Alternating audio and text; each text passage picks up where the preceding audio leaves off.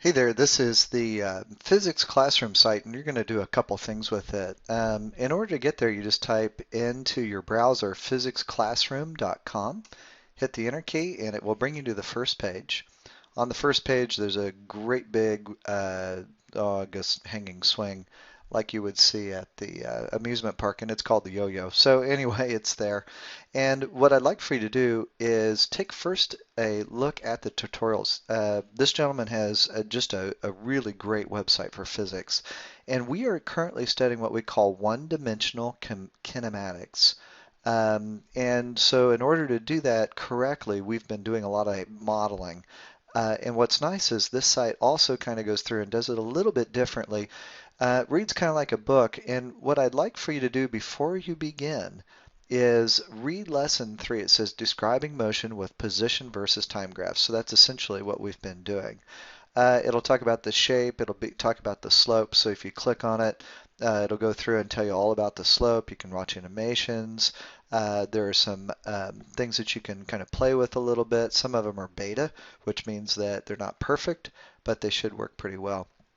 But you'll definitely want to read those 3 sections before you begin the next part. If you click just on the title again, it'll take it back to the main page. And now we're going to do something called Minds on Physics. There's a few ways to get there. One way is to just use the Minds on Physics link on the left. You can also do the practice review test here. If you click on it, you'll also see Minds on Physics on the next page. So either on this little menu bar or directly on the page where it says Practice Review Test. So you can click on the Minds on Physics Internet modules.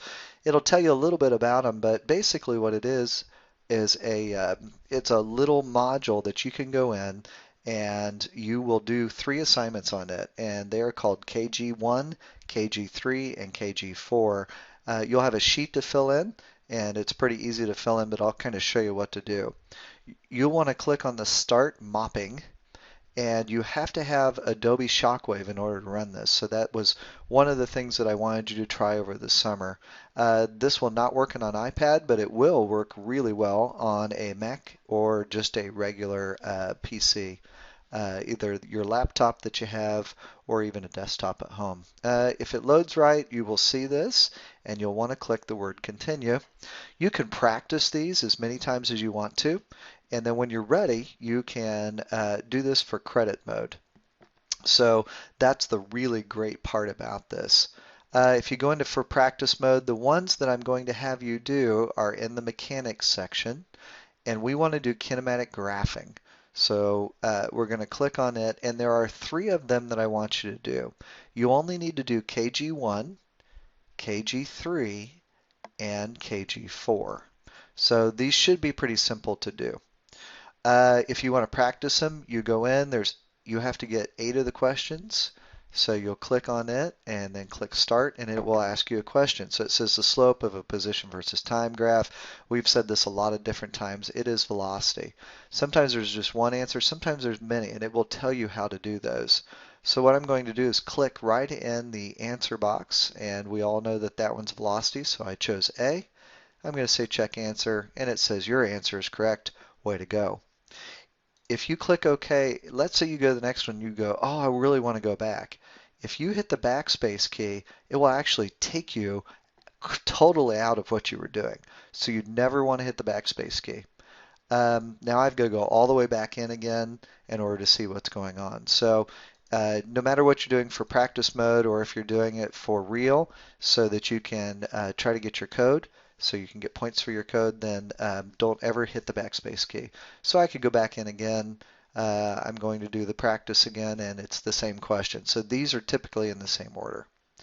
At this point, I feel like I'm pretty good. I'm going to just go through, and I actually want to do this for credit.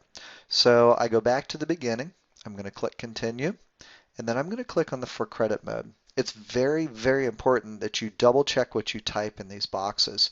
If you don't type the right thing, you'll get a code and it'll say that you're finished, but when I check your code will not be right.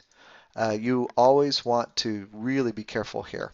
First of all, the teacher code is WHS, so Westfield High School. And then my last name is Horner. You're just going to type H.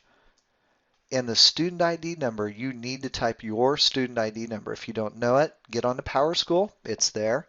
You should know it by now. And you'll type in your student ID. So I'm just going to type in 2468 and I'm going to say log in. It will then show you the teacher code and the student ID number. If it's not right, refresh the page and try again. If it is right, you can click OK. Now I'm going to go back to mechanics again. I want to do kinematic graphing, and I want to go through and try to get my code for either KG1, KG3, or 4. Doesn't matter which one I do. You can start with any of them. You can also do these as many times as you want to until you get a code that will tell you you have a gold or a silver. Gold is worth more points than silver is. Typically we do 5 points for gold out of 5 and 2 points out of 5 for silver. So it would behoove you to get gold on this, and you can keep doing them as many times as you want till you get gold. So I'm going to say start, and it's going to ask me a question. I'm going to just guess on this one. I'm going to type in letter A. It says check answer. Oh, it's not right. If you click OK, it's going to take you to a new question. You will continue to do this until either your health is you basically don't win, you lose, and it will make you start all over again, or your progress gets to 100%. If that happens, you will end up with a code. It will either be a gold or a silver code, and you will want to write that code on your code recording sheet. When you're done, you'll just turn those in, and then I will go through and check them. I have a little program that does that, and that way I know you're done. If you have questions or any problems with these, always come to bonus period. There is a due date for these, and you want to make sure that you make that due date, because after that due date, they are not worth any points. And that is the end of how to use MOP.